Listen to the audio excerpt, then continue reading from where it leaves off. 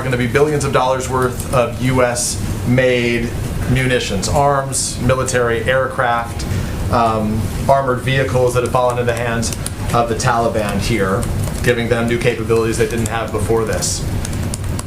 Are Americans less safe now because the Taliban now has access to billions of dollars worth of American-made weaponry? Well, let me unpack your question a little bit, because the U.S. military, part of their retrograde effort is to reduce the amount of military equipment or apparatus that anyone on the ground has access to. I'm not going to get into the details of how they do that, but that is part of their effort.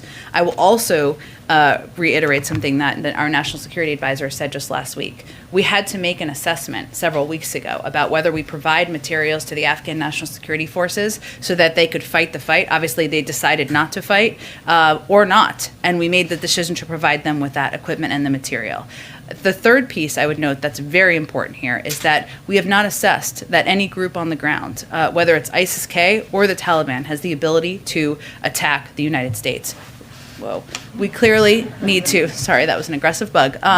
We need to ensure that remains the case, but that is not a capability that we have assessed to be the case at this point in time. There's a difference between the threat that is posed to U.S. men and women serving or people who are gathering outside of the gates in Kabul and whether these individuals can attack the United States. So I guess, but in simple questions, acknowledging that you're going to try to limit what access they do have to some of the weaponry in ways that you can't communicate here. But at the end of the day, whether it's not the United States that's under risk as a function of this, are Americans around the globe? I mean, are Western interests now more at risk because the Taliban has new access to all this weaponry?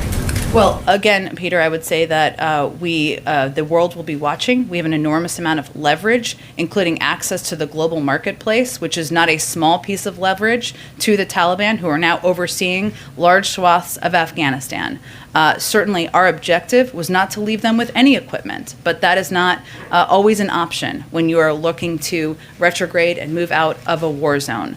But that is our clear leverage we have with the Taliban. And again, our capacities are over-the-horizon capacities, which, by the way, killed 2 ISIS terrorists just last week and continue to be utilized by our men and women on the ground, remain in place and remain in place in the region. There are other parts of the world, Somalia, Libya, Yemen, where we don't have a presence on the ground, and we still prevent terrorist attacks or threats to U.S. citizens living in the United States or around the world from growing. Just last button, then I'll share to the next person. Is the U.S. more or less safe today than we were before the Taliban took over? Well, again, we are not going to do anything that's going to allow terrorists to grow or prosper in Afghanistan or any terrorist organization. That continues to be the president's commitment, and his order to his U.S. military over the past several days and the actions that CENTCOM have announced show that he's going to deliver on that promise. Go ahead.